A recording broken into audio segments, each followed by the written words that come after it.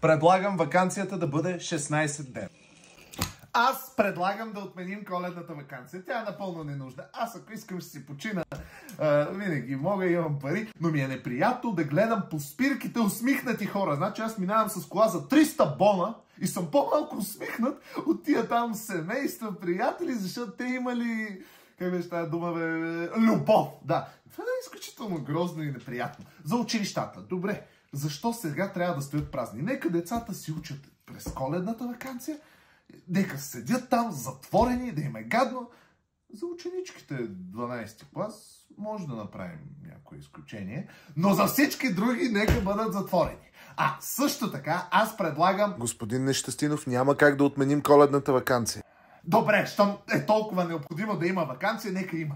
Но аз имам добра идея. Нека я разцепим на две, за да може децата и всички хора да не си